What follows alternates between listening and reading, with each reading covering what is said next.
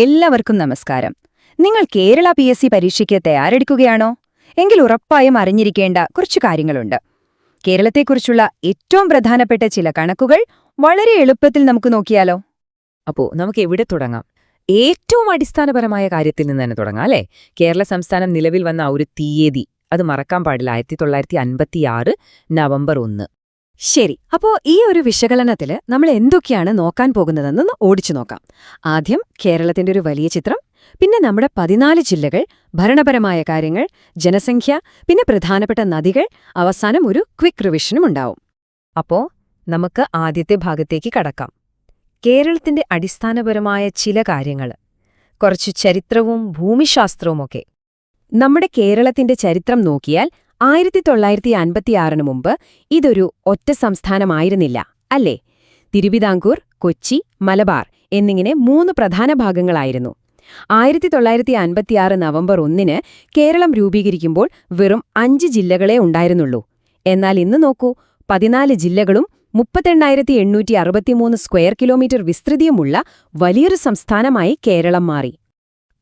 കേരളത്തിന്റെ രണ്ടറ്റങ്ങൾ ഏതൊക്കെയാണെന്ന് ചോദിച്ചാൽ ഒരു സംശയവും വേണ്ട. ഏറ്റവും വടക്ക് കാസർഗോഡ്, ഏറ്റവും തെക്കേയറ്റത്ത് നമ്മുടെ തലസ്ഥാനമായ തിരുവനന്തപുരവും. ഈ 2 ജില്ലകളും ഓർത്തുവെക്കണേ. ശരി, നമ്മൾ വടക്കും തെക്കും കണ്ടു. ഇനി നമുക്ക് ഈ 14 ജില്ലകളെയും മൊത്തത്തിലൊന്ന് പരിചയപ്പെടാം. കാസർഗോഡ് മുതൽ തിരുവനന്തപുരം വരെ നീളുന്ന ഈ 14 ജില്ലകൾ, തിരുവനന്തപുരം, കൊല്ലം, പത്തനംതിട്ട, ആലപ്പുഴ, കോട്ടയം, ഇടുക്കി, എറണാകുളം, തൃശൂർ, പാലക്കാട്, മലപ്പുറം, കോഴിക്കോട്, വയനാട്, കണ്ണൂർ, കാസർഗോഡ്.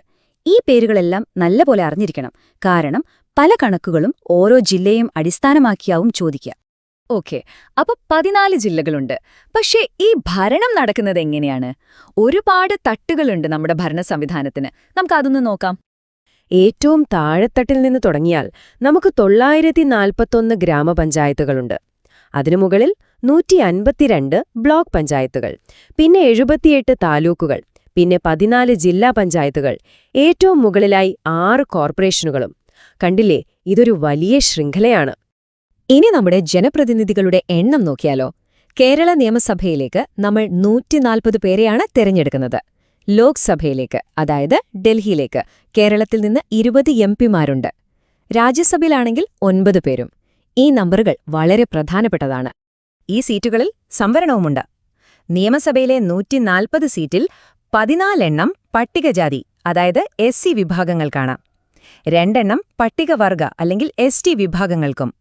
ആ ST മണ്ഡലങ്ങൾ ഏതൊക്കെയാണെന്ന് പ്രത്യേകം ഓർത്തുവെക്കണം: സുൽത്താൻ ബത്തേരിയും മാനന്തവാടിയും. ലോക്സഭയിലെ 20 സീറ്റുകളിൽ 2 എണ്ണം സംവരണമാണ്: ആലത്തൂരും മാവേലിക്കരയും. പരീക്ഷയ്ക്കിത് ഉറപ്പായും ചോദിക്കാൻ സാധ്യതയുണ്ട്. ശരി, ഭരണപരമായ കാര്യങ്ങൾ നമ്മൾ കണ്ടു. ഇനി നമുക്ക് കേരളത്തിലെ ജനങ്ങളെക്കുറിച്ചുള്ള കണക്കുകളിലേക്ക് കടക്കാം. അതായത് നമ്മുടെ ജനസാന്ദ്രതയുടെ കാര്യത്തിൽ കേരളം മുൻപന്തിയിലാണ്. ഇന്ത്യൻ സംസ്ഥാനങ്ങളിൽ 3-ാം സ്ഥാനം. എന്താണ് ജനസാന്ദ്രത? ഒരു ചതുരശ്ര കിലോമീറ്ററിൽ എത്ര പേർ താമസിക്കുന്നു എന്നതിന്റെ കണക്ക്. കേരളത്തിന്റെ ശരാശരി 859 ആണ്. പക്ഷേ ഈ ശരാശരി കണക്ക് എല്ലാ ജില്ലയിലും ഒരുപോലെയല്ല.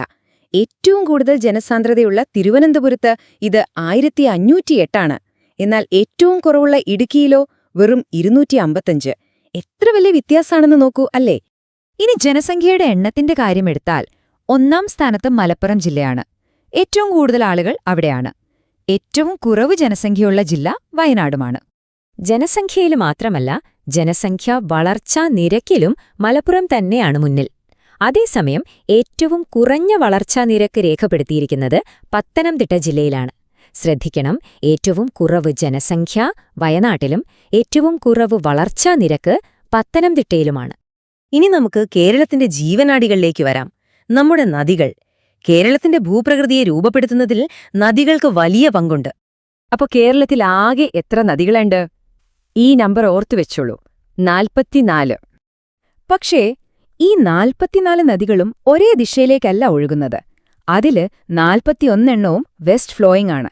അതായത് പടിഞ്ഞാറോട്ട് അറബിക്കടലിലേക്ക് പതിക്കുന്നു. ബാക്കിയുള്ള 3 എണ്ണം മാത്രം ഈസ്റ്റ് ഫ്ലോയിങ് ആണ്. കിഴക്കോട്ടാണ് അവയുടെ യാത്ര. ശരി, നമ്മൾ ഒരുപാട് കാര്യങ്ങൾ ചർച്ച ചെയ്തു. ഇനി അവസാനം പരീക്ഷയ്ക്ക് പോകും മുമ്പ് ഓർത്തിരിക്കേണ്ട ഏറ്റവും പ്രധാനപ്പെട്ട കുറച്ച് പോയിന്റുകൾ നമുക്കൊന്ന് പെട്ടെന്ന് പറഞ്ഞു പോകാം. ഒരു ക്വിക്ക് റിവിഷൻ. ഒന്നാമത്തെ കാര്യം, ജില്ലകൾ എത്രയെണ്ണം? 14. നിയമസഭാ സീറ്റുകൾ ആകെ 140. അതിൽ തന്നെ പട്ടികവർഗക്കാർക്ക്, അതായത് ഷെഡ്യൂൾഡ് ട്രൈബ്സിനു വേണ്ടി സംവരണം ചെയ്ത സീറ്റുകൾ എത്രയാണ്? 2 എണ്ണം. അപ്പോ ഈ കണക്കുകളെല്ലാം ചേർത്ത് വായിക്കുമ്പോൾ ഒരു ചോദ്യം ബാക്കിയുണ്ട്. കേരളത്തിൽ ജനസാന്ദ്രത വളരെ കൂടുതലാണ്, എന്നാൽ